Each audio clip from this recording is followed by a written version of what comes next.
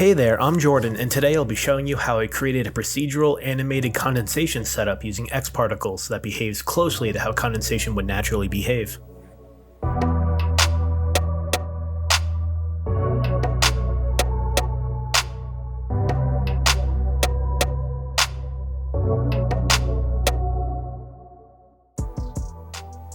We have a lot to do to create this setup, so let's get started.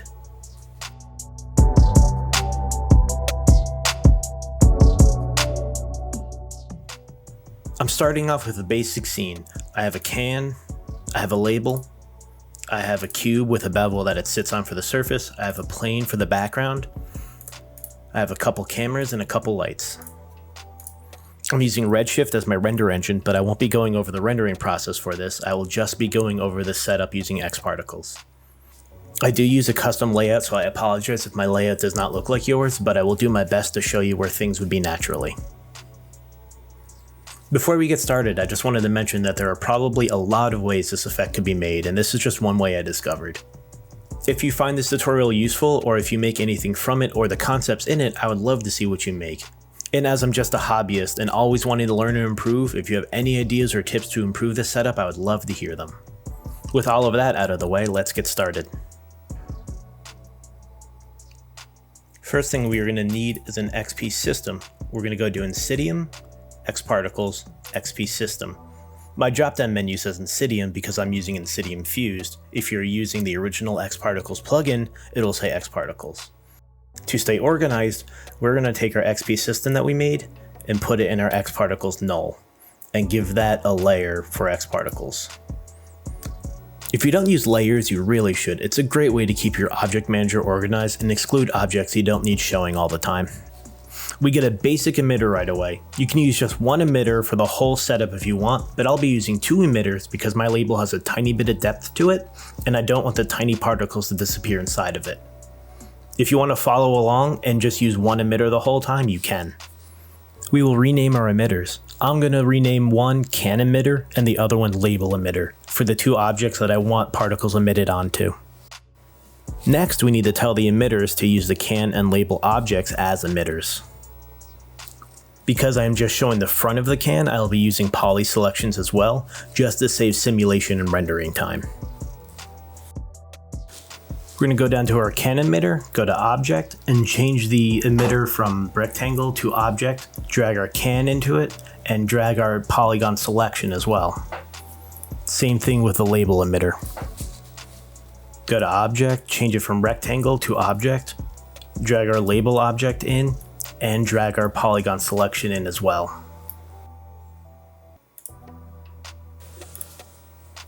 I also want to emit from polygon areas and not polygon center. If we kept it on polygon center, it will put one particle at the center of every polygon, and that's not what we want. We want lots of particles all around all the polygons. If we press play now, we can see that particles are being emitted from the can and the label, which is kind of what we wanted, but we want the particles to be stationary and not continuously being emitted either, so there's a few things we need to adjust to do this. So we're going to select both of our emitters, go over to the emissions tab, and change it from rate to shot. This way it only produces a set amount of particles in the first frame or whatever frame we tell it to. We're also going to scroll down and adjust the speed down to 0. This way when the particles are emitted, they stick to our can and don't fly off. Now when we hit play, we can see stationary particles being emitted onto our can and label, which is exactly what we wanted right now. Now we have a bunch of particles sticking to our can. We need to make a few more changes before we can move on to the next step. To see our particle size, we'll change our display. The default display options for X particles doesn't show particle radius, so we need to adjust that. We will go to our emitters and go down to the display tab. In the editor display option, I'm going to select spheres. If I'm not emitting a huge amount of particles, I like to use spheres. If your machine does slow down, you can try using circles or circles filled. These are some of the options we can select to see the particle radius inside of our viewport. If you go back and hit play now, you can see our particles are way too big to be condensation, so we need to adjust that. Depending on the scale of the object you're emitting onto, you might need to play around for a bit to find the right radius. For reference, my can is about 200 centimeters tall. I would normally want to work in real life scale for the object that I'm working with, but I find that simulations don't always work at small scales, so for this I'm using close to the default scale of Cinema 4D. So let's select our emitters again, go to emissions, and change the radius to 0.1 with a variation of 0.03. That'll be a good starting point for us. Now if we hit play, we can see that we are emitting tiny particles, which is what we want. We will be making more adjustments to the particle size and radius in future steps, but for now this is a very good starting point for us. One thing that we do need to adjust though is the amount of particles emitted, so we're going to go back to the emitter and change the shot counts. For the can emitter, I'm going to change the shot count to 2500, and for the label emitter, I'm going to change the shot count to 5500. If we reset and then hit play again, we can see that we have more particles emitted on our can and label, which is exactly what we want. That's all we need to do for now with these basic emitters, and if you wanted to do static condensation, from here on you could throw on a VDB mesher or something like that and have static condensation. But since we want some drops falling down the side, we have a few more things we need to do. But first, let's save.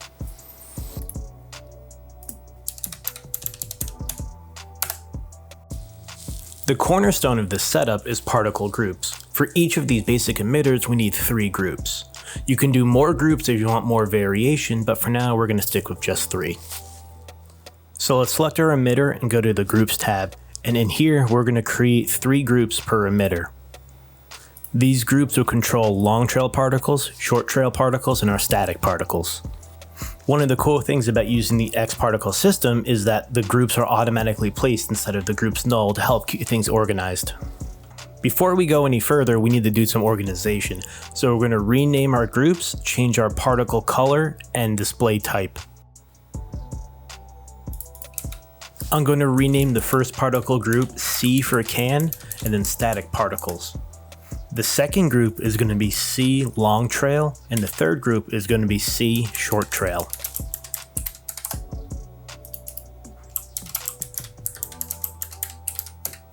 These groups will control the animated particles and where the trail particles will be spawned. Now that they're named, let's also change the display color. Let's go with red for long trails, and green for short trails, and blue for the static particles.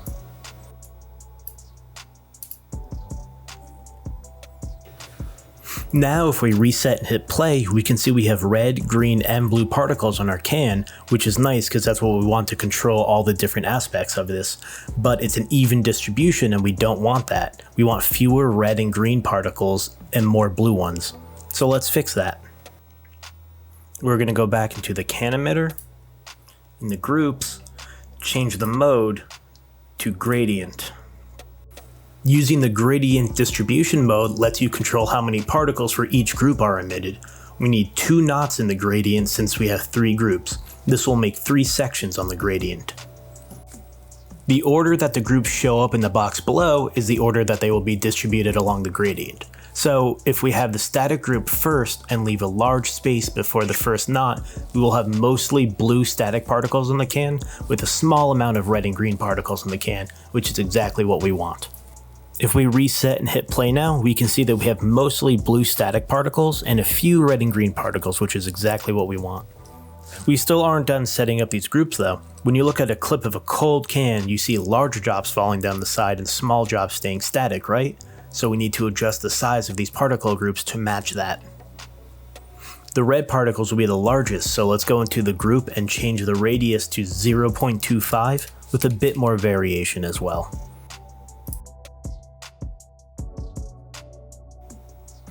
Now let's go into the green group and make those 0.17 with a little bit more variation as well.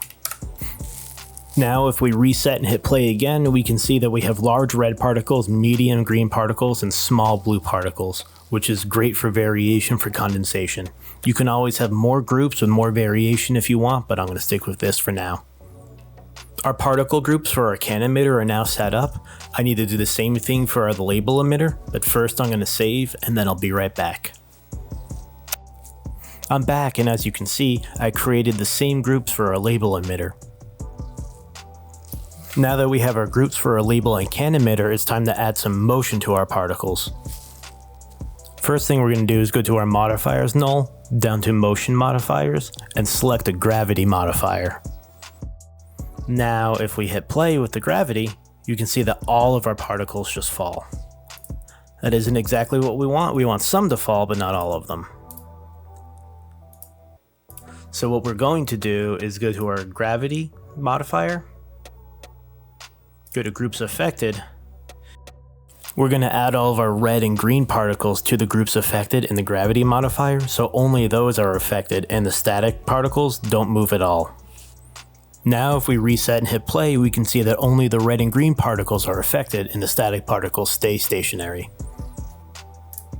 That's a step in the right direction, but it's not exactly what we want yet either. Another thing you might have noticed is that the particles are falling way too fast. That's another thing that we need to fix before moving on. We're going to go back to our gravity, go to object, and change the gravity strength down to something low like 6. There's some variation of 5. We're also going to change the variation mode from variation per frame to fixed per particle. Now if we reset and hit play, the particles fall at a slow pace. We're getting closer, but there's still a few issues.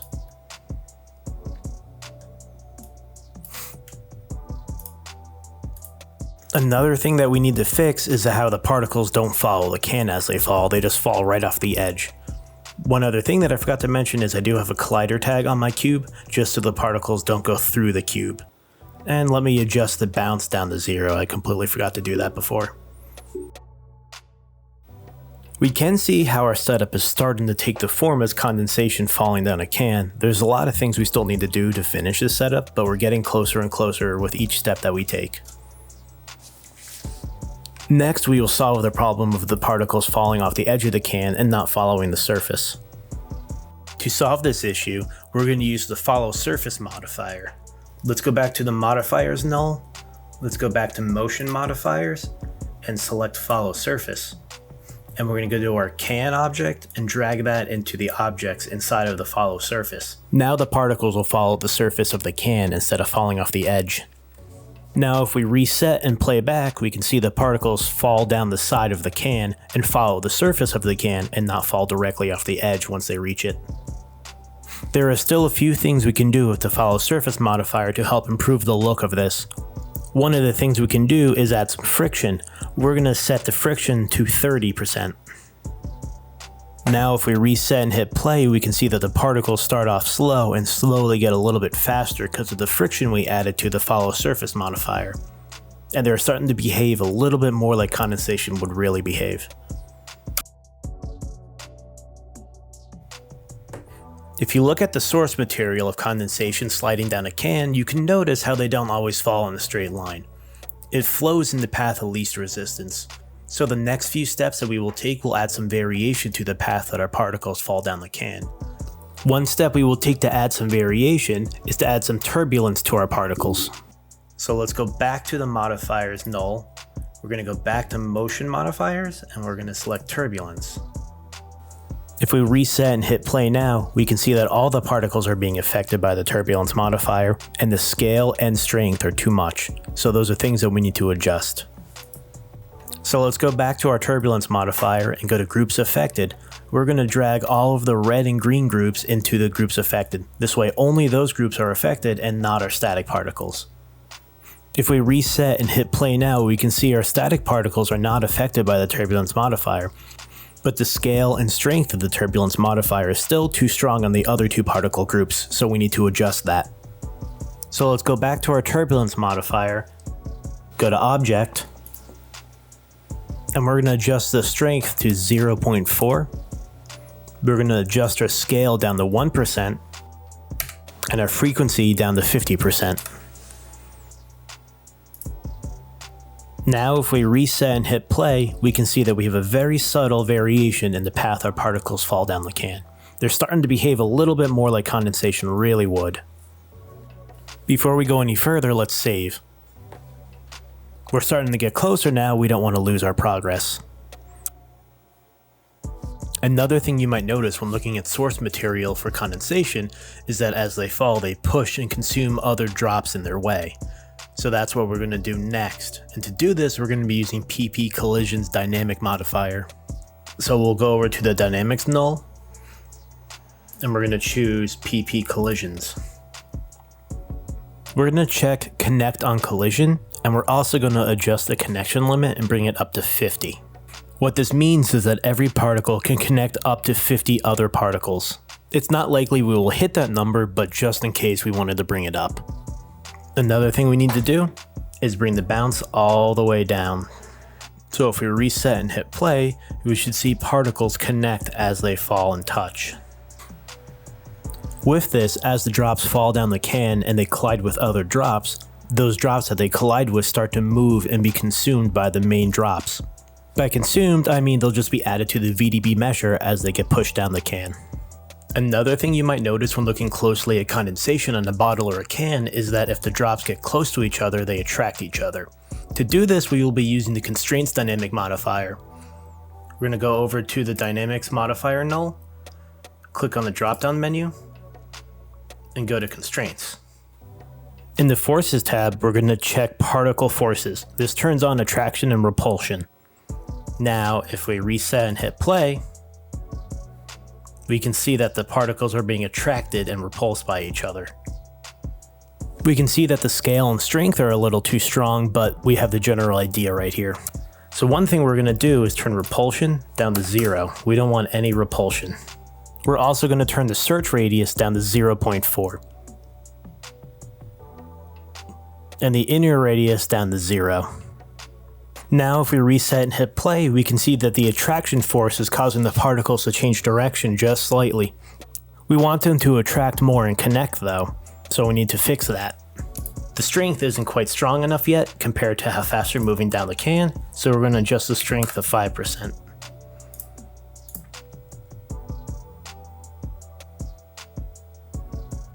So now as the particles get close to each other, they attract each other. Now they're starting to behave more and more like condensation would. Let's now add a VDB mesher so we can see how our drops will look. Let's click on the generators null, go to the dropdown, and click open VDB mesher. Nothing happens yet. That's because the mesher doesn't know which particles to mesh, so we need to drag in our basic emitters. So I'm going to drag in the can and label emitters. Nothing happens yet because the particles are too small and we need to make a few adjustments for the mesher to work. One of the first things we're going to do is adjust the voxel size. We're going to adjust that to 0.15. Now we're getting somewhere, but the particle mesh is still too big, so we need to make one more adjustment to get it about right. We're going to adjust the point radius to 2.4. This should get us pretty close to what we want. Now we're starting to see what condensation would look like on our can. They're a little large for me, but I'm going to keep them about this size just so it's easier to see. If we reset and play back now, we get a good idea of how our condensation looks as it slides down the can. As the drops get closer together, the mesher combines them into a single drop, very similar to how real condensation works as it drops down a can.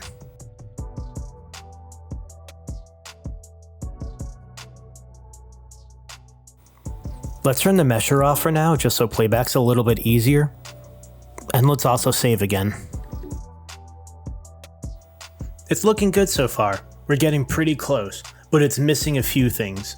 One of them is that teardrop shape for the drops as they come down the can. So let's add that. We're going to do that by creating trails. To create these trails, we're not going to use the trail modifier. We're going to create these trails by spawning particles from the moving particles that shrink over their lifespan. This is the section where naming an organization is really important because it can get really confusing really quickly here, so be careful with that. To get the particles to spawn from other particles, we are going to use spawn modifiers. Let's click the modifiers null, go down to the generate dropdown, and click XP spawn modifier. Let's name it after the particles that we want them to spawn from. I'm going to start off by naming it label long trail spawn. Now we'll click the add emitter button And we're also going to rename this L Long Trail Emitter. Let's also change the color and display of this emitter. So let's go over to display. We're going to change the color to yellow. We're also going to change the particle color to yellow. And we're going to adjust the display to circles. Let's go to the object and let's change it from rectangle to object. Now we're going to drag our label long trail group into the object. This is just to get rid of the square emitter. It will spawn from the particles even if we don't do this step, but it just helps keep the viewport clear. A big warning here, do not hit play just yet. You can possibly freeze or crash Cinema. It will emit a ton of particles from every particle even though we only told it to emit from the red group. We need to change a few things before we can hit play. Let's go back to the spawn modifier we just made. There's a few things we need to do in here. First, let's go down to the spawn number. We want to make that 2, just 2 particles. And then instead of per second, we want per frame. Now for every frame, it'll emit 2 particles, which will be good enough for the trails that we need. Let's go over to the Inherit tab and turn on Radius. We want these particles to have the same radius as the particles that they spawn from. Now let's go back to our new emitter, and in the Emissions tab, we're going to bring the speed down to 0. We want these particles to spawn as stationary particles. We still don't want to hit play yet. We're going to go to the Groups tab and create a new group. We're going to rename this group right away just to keep our clean organization that we have going. This is going to be Label Long Trail Spawns. We're going to go up to the dynamics that we made before, go to Groups Affected, and we are going to add this new group that we made. And we're going to check them both off so that these are not affected by the collisions or the constraints. Let's save.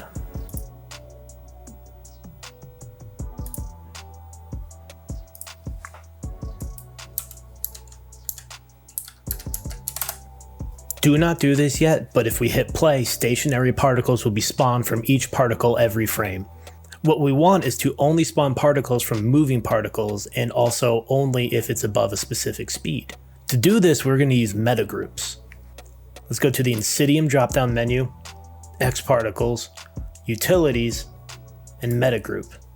We're going to drag the metagroup into our groups null, and we're going to rename it. I'm going to rename it L for label, long trail spawn.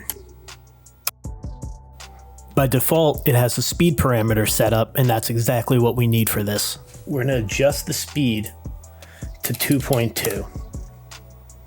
And in the Groups Affected tab, we're going to drag our red long trail group in here. There's one more thing we need to do before we can actually hit play. We're going to go back to our spawning modifier that we made. We're going to go to Groups Affected and drag this new meta group into that. Now if we hit play, we can see that after a certain speed, only the red particles are spawning particles that stick to the can. If the particles slow down, they stop emitting. There's one more step we need to do before we do this for every other group, and that is to set the lifespan for these particles. We don't want these spawn particles to stay here forever, we want them to fade away to create trails. So let's go back to the spawning emitter. We're going to go to emissions, we're going to uncheck full lifespan, and I'm going to give these a 60 frame lifespan. The short trail groups will have a shorter lifespan, but once I do this for all the other groups, I will show you that. So now if we hit play again, we can see that over time, once we get past 60 frames, just give it a little bit for it to get there, that they'll start to fade away.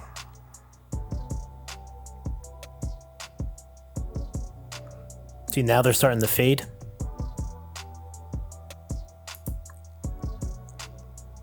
I'm going to go through this for all the other groups, and then I'll meet you right back here. And I'm back. I followed those exact same steps for the other red and green particle groups that we made before, with one minor difference. For the short trails, they have a lifespan of 30 frames instead of 60 frames. Let's reset and play back just to see what we have so far. It's looking really good. As the particles hit their speed limit, they're producing trails, which is exactly what we wanted, and they fade away after a certain time so they don't go down the whole can. The only thing missing is that teardrop shape, which is what we're going to do next by using the scale modifier.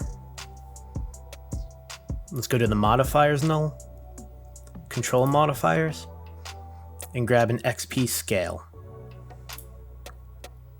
Let's rename this XP scale long trail scale, if I can spell. And let's add our long trail particle groups that we made before to the groups affected section.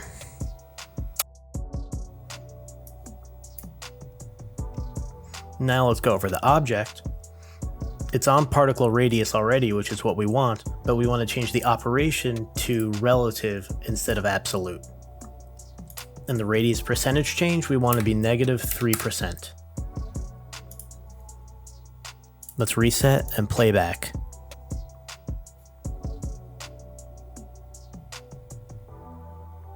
We can see that something happened.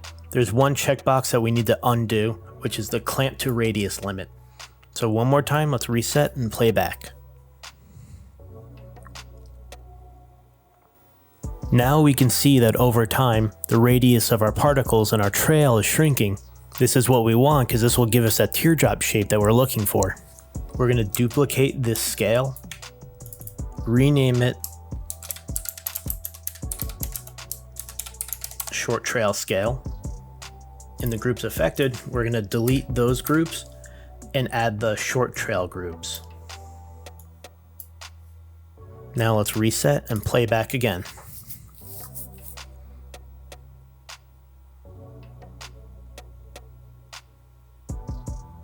Awesome, we're getting that teardrop shape in the trails that we want. Let's turn on the VDB mesher just to see what we have. And our trails aren't in there. So let's go to the VDB mesher and let's add all of these emitters that we made before into it.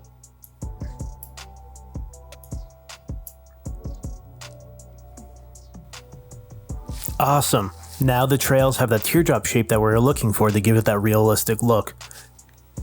Congratulations, you have a completed procedural animated condensation setup that looks and behaves similarly to how condensation would in the natural world. The awesome thing about the setup is that you can adjust anything at any point. You can change the object that particles are being emitted onto, you can change the particle trail length, the particle radius, the amount of particles. You can create more particle groups to add more variation. There's nothing baked in here at all. I would love to see what you guys make from this setup, or if you have any tips or tricks to improve it, please let me know. I would love to hear them. I always want to learn more and improve, and the motion graphics 3D community is great at sharing ideas and skills. Thank you for watching, and I hope this helped you create some amazing animated condensation. See you next time.